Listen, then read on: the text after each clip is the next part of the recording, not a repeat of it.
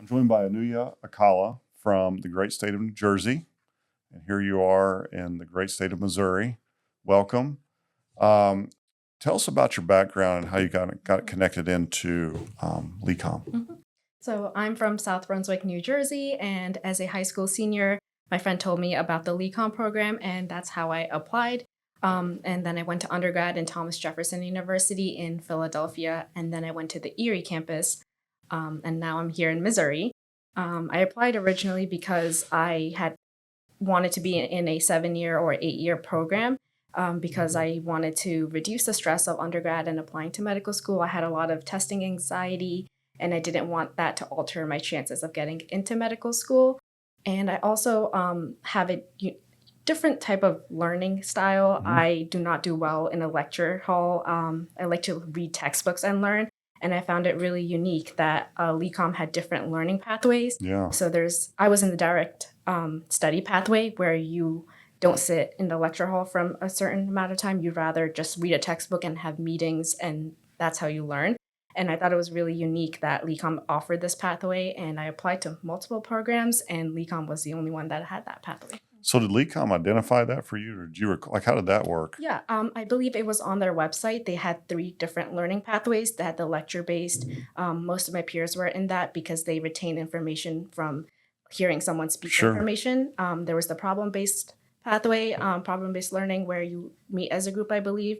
And then I was in the directed study pathway, which is called DSP, and that's where you read textbooks and have an hour meeting with the professors to answer questions and take a quiz.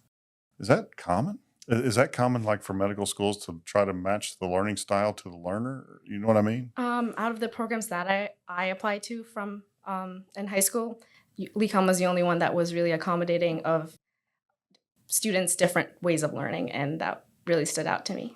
Yeah. So, I mean, test anxiety as an educator is a real thing. I mean, you see very talented students that are very comfortable in the setting, working with staff, perform very well, but then you get to those standardized tests, and so the rigor of the LECOM program is still there. It's just kind of a different matrix. So you get the early entry in high school, and then why Thomas Jefferson? Is it Thomas Jefferson University? Yes, Thomas Jefferson University.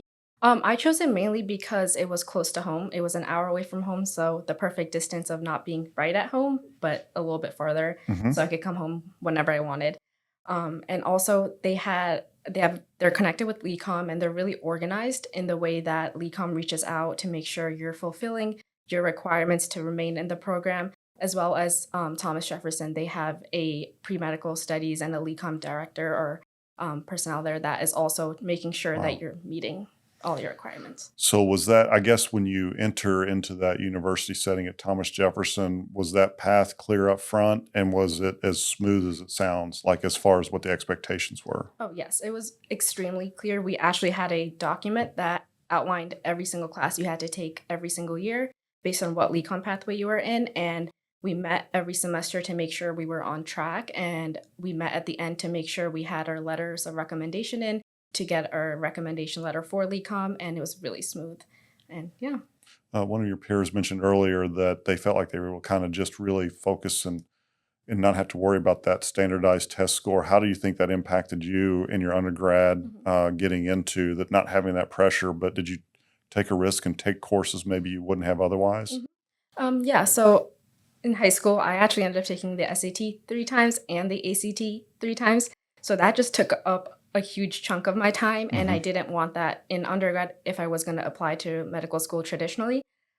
So that allowed me to just engage in like research, volunteering, student organizations, in order to just like explore and see what are my hobbies are, what I like and what I don't like. Yeah, and I started a dance club in school, so I probably wouldn't have done that if In I high school? in undergrad. Oh, really? So yeah, so I probably would have not been able to do that if I was studying for the MCAT. Just how much time it would have taken me to study for the exam. Very good. And one of the other things we've talked about is the cost you save. I guess the test is a certain price, but all the supportive services. So I really am very fascinated as I keep getting deeper into this about the different learning paths and different styles that go along there. So kind of tell us about what you're going through too. We've already kind of mentioned it was. but you're currently in your third year. So that means you're placed into a residency, not a residency, I keep misusing that term, but you're kind of getting the hands-on experience here at Mercy Jefferson. So um, what is that? What does your week look like? What does your month look like? What does the semester look like? Right now, I usually am working from 8 to 4 or 8 to 5 in rotations. And then after that, I usually come back and I study a little bit, get as much as I can done for the day. And then that's typically how my day goes. And on the weekend, it's really nice because we have an exam once a month typically now. So there's some downtime to just Mhm. relax, explore the area, explore new restaurants. Oh, good, very good. You venture out of Jefferson County, or Yes, so we've been a little bit up in St. Louis. yeah, Yeah. yeah, very Maybe good. Chicago too. I've never been because I'm from the Northeast, so Gotcha. to Chicago. Very good. Um, I guess if you had just one piece of advice for a junior in high school, if you look back, I mean, what was the, do you feel like you made the great choice, and what recommendations do you have? Yeah, I feel like I definitely made the right choice for me. And the biggest advice I have is that it's doable. Just don't be scared. And neither one of my parents are physicians, so I was scared of just applying and choosing the path. And Mhm.